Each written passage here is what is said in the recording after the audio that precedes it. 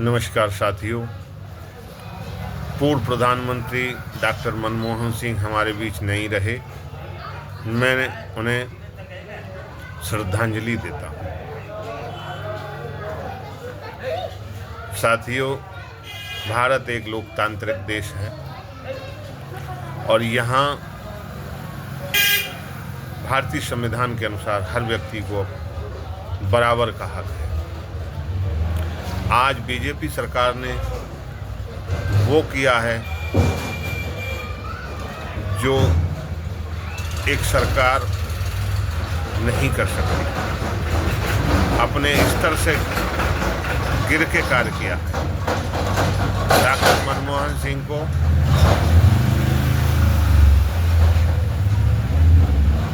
राजघाट पर स्थान नहीं दिया, जबकि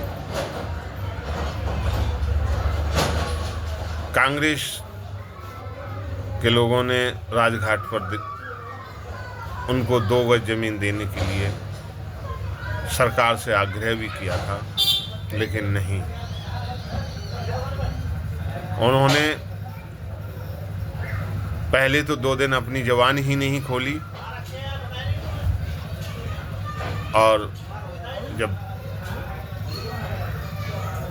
परिवार के लोगों का ज़्यादा प्रेशर और आग्रह हुआ तो उन्होंने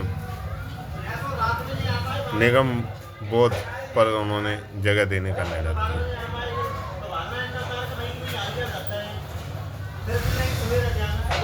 देश के ही नहीं,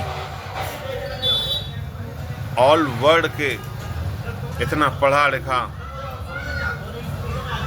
प्रधानमंत्री ना आज तक हुआ किसी भी देश में। लेकिन बीजेपी वालों ने जो उनके साथ जो दोगलापन किया, जो भेदभाव किया, जो नीचता दिखाई, वो सर्वसार कर देने वाली है। साथियों, राजनीति एक राजनीतिक चुनाव के समय हो सकती है, लेकिन जब व्यवहार में राजनीति आ जाए तो वो राजनीति नहीं कहती, उसे द्वेष कहा जाता है। भारतीय जनता पार्टी हिंदू बनाम मुस्लिम का जो चोला पहने हुए है, इससे लोगों को बलगराया तो जाता है, लेकिन पर्दे के पीछे सच्चाई कुछ और है। मैं सत्य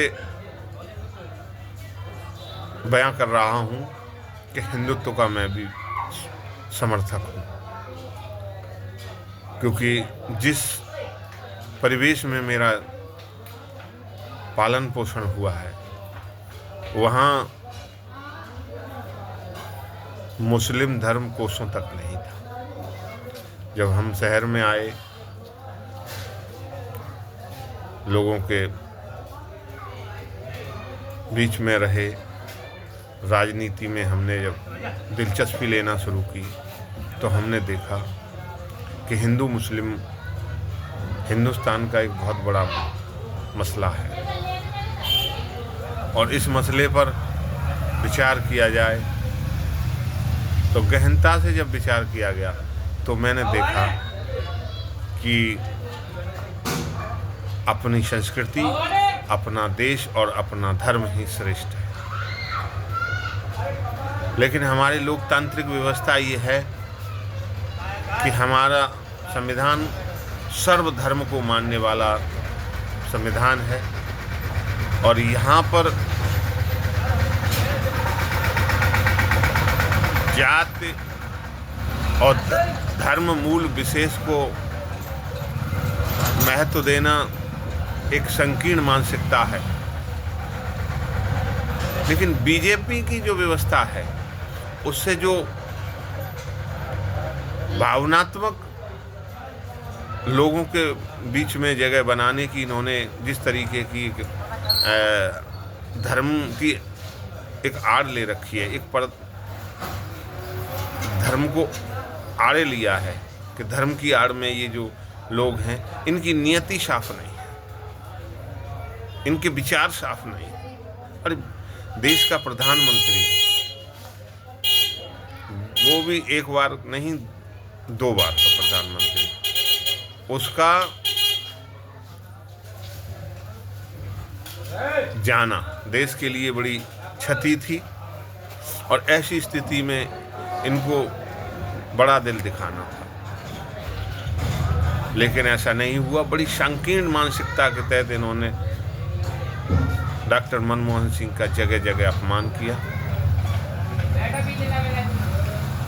जगह जगह इन्होंने ये शो किया कि डॉक्टर मनमोहन सिंह कुछ नहीं थे, जबकि वो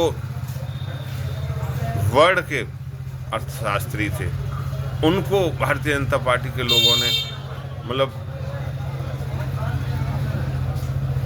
निकृष्ट प्रधानमंत्री की कैटेगरी में ला कर रख दिया। इन्हें शर्म आनी चाहिए। इनकी जो सोच और शब्दावली है वो भी घृणित है। हिंदुत्व जैसा इनके अंदर कोई गुण नहीं है। हिंदू बड़ा धार्मिक और बड़ा उदार व्यक्ति होता है। मैं टीवी पर इन लोगों ने उनकी जो अंतिम संस्कार था केवल दूरदर्शन तक सीमित रखा। इन्होंने मीडिया से भी कवरेज से भी इन्होंने मना कर दिया कि कोई भी मीडिया जो उसके अंदर नहीं जाएगी। यहाँ तक कि इनकी संकीर्ण मानसिकता, क्योंकि कहीं हमारा चेहरा धूमिल न हो जाए। बाबा साहब का इन्होंने अपमान किया। ये ना मनवादी सोच के हैं, ना लोकतांत्रिक व्यवस्था के हैं, ना हिंदू हैं। ये अवसरवादी हैं। और ये मैं दावा के साथ कहता हूँ, प्रूफ के साथ कह सकता हूँ कि ये अवसरवादी हैं। इनकी कोई सोच नहीं है। ये बहुत ही निकृष्ट सोच के व्यक्ति हैं। देश को नियम से नहीं, कानून से नहीं, ये लोग अपने स्वार्थ से चलाते हैं। प्रिय देशवासियों, ऐसा एक उदाहरण नहीं है, सैकड़ों उदाहरण हैं। टीवी डिबेट पर आप जाएंगे तो जहां प्रधानमंत्री की शोक संतप्ति की बात होनी चाहिए, जहां उनकी उपलब्धियों की बात होनी चाहिए, वहां ये हिंदू और मुस्लिम की लड़ाई लड़ा रहे हैं। एक को बिठा लेते हैं हिंदू को, एक को मुसलमान को बिठा के और मंदिर और मस्जिद करके अपना झगड़ा शुरू कर देते हैं। ये इनका प्रोपेगेंडा है। देश को गुमराह कर रहे हैं। मैं आह्वान करूंगा कि 2027 लोकसभा विधानसभा चुनाव उत्तर प्रदेश एवं पंजाब में यदि जरा भी आपके अंदर देश के प्रति संवेदना है, लोकतंत्र के प्रति जरा भी लगाव है, तो आप आदर्श जनता पार्टी को चुनिए। आदर्श जनता पार्टी एक स्वच्छ छवि वाली पार्टी है और 2027 में सभी 403 विधानसभाओं पर अपने प्रत्याशी उतारेगी। जय हिंद।